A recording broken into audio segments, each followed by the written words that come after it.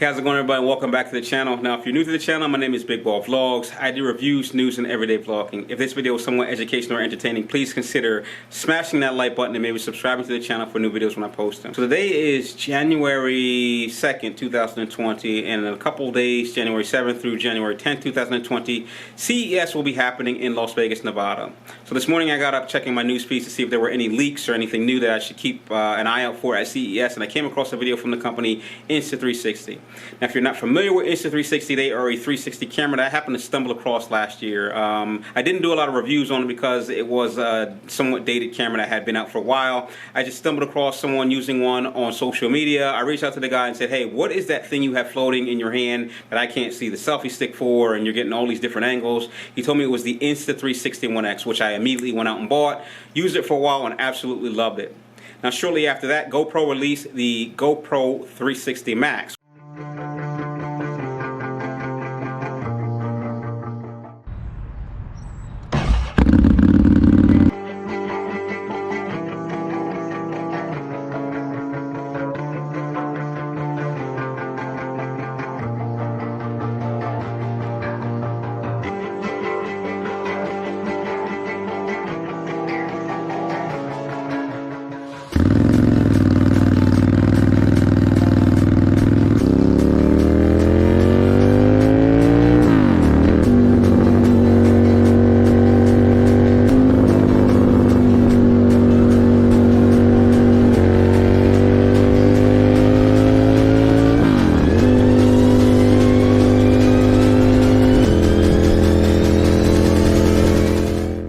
Also replaced my DJI Osmo Action. The reason I replaced both these cameras is because the GoPro camera offered a combination of both cameras. Now, in this video from Insta360, we are seeing something that is giving us the, I guess, impression that they're going to be able to combine several cameras. So first, let's take a look at the video.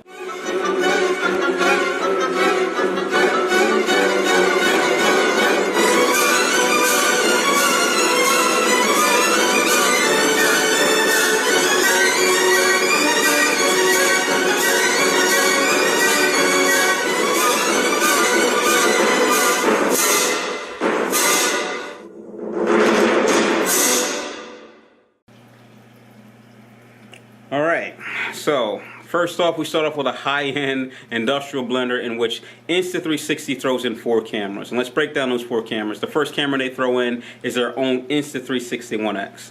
The next camera that they throw in is the GoPro Black Edition camera, followed by the DJI Mavic Mini, and then the Sony RX0 series camera. I always want to say RX100 because that's more popular, but the RX0 micro or mini compact camera.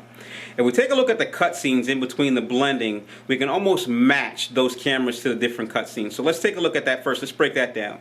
Now, first off, they threw in the Insta360 1X. So of course, Insta360 is saying that this is going to be a 360 camera, and it's probably going to be better than their latest, greatest camera.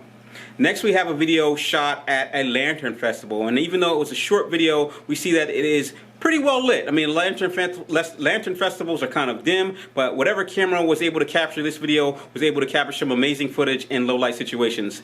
If I had to reach my hand into that blender before it started up to pick a camera out to match that particular video, I would go with the Sony RX0 series camera, because the RX0 series camera has a 1-inch sensor and was capable of shooting decent video in low light situations.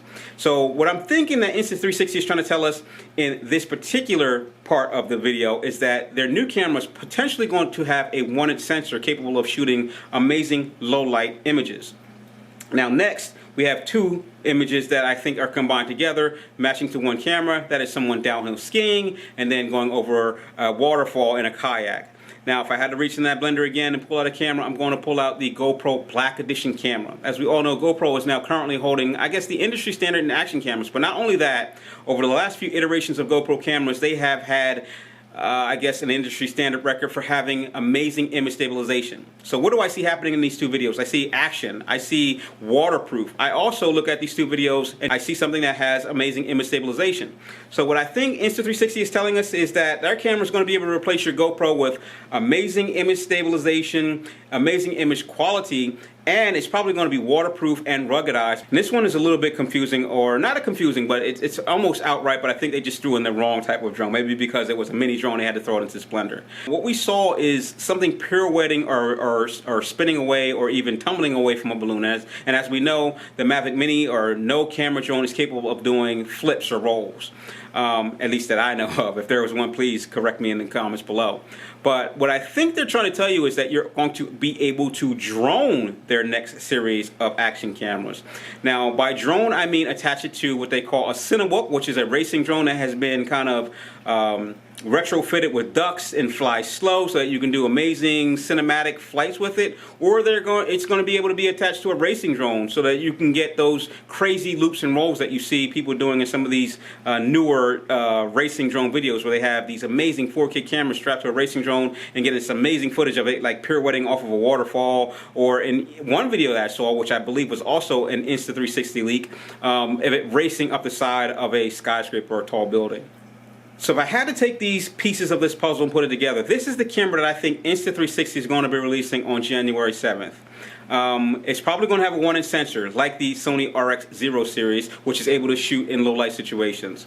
It's definitely going to be a 360 camera like their Insta360 One X, but better.